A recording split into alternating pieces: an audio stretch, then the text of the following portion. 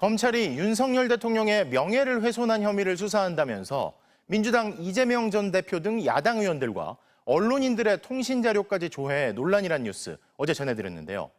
통신조회 대상자가 속속 더 드러나면서 논란이 커지고 있습니다. MBC 기자 그리고 야당 국회의원 보좌진 등도 통신조회 대상자에 포함돼 있었는데요. 야권은 검찰이 대통령을 지키겠다고 야당은 물론 언론까지 탄압하고 있다며 진상조사와 엄중 대응을 예고했습니다. 김정우 기자가 보도합니다. MBC 뉴스룸 한 기자가 받은 문자 메시지입니다. 지난 1월 4일 서울중앙지방검찰청이 성명과 전화번호 등 통신 이용자 정보를 수사를 위해 조회했다는 내용입니다. 법적으로 지정된 통보 시한인 7달을 이틀 넘긴 지난 8월 4일 통보를 받았습니다. 이 기자는 윤석열 대통령 명예훼손 혐의 사건 수사를 취재하며 작년 9월부터 신학림 전 뉴스타파 전문위원과 통화했습니다.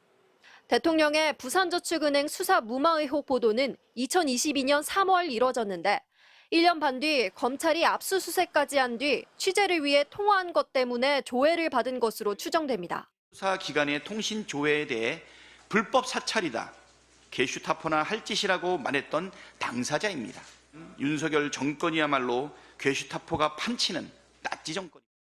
정치권에선 더불어민주당 이재명 전 대표와 추미애 김승원 의원을 포함해 현역 의원과 보좌진 등 모두 수십 명이, 조국혁신당에선 신장식 의원이 통신조회를 통보받은 것으로 파악됐습니다. 명품백 수수 사건에서 김건희 씨의 통신 정보를 조회한 적이 있는지 공개해야 합니다. 언론 시민단체 역시 사건과 무관한 지역 언론 기자들까지 통신정보 대상으로 분류됐다면서 전례 없는 사찰이라고 비판에 가세했습니다. 통신정보 조회를 남발해서 저인망식으로 언론인 주변을 탈탈 털고 군사독재 시절의 공안 조직 사건처럼 이 사건을 끌고 가려 했던 검찰의 의도도. 민주당과 야권은 검찰의 자료를 요구하는 한편 윤 대통령 명예훼손 수사를 맡았던 강백신 검사의 탄핵소추 청문회에서 통신조회 경위를 따지기로 했습니다. MBC 뉴스 김정우입니다.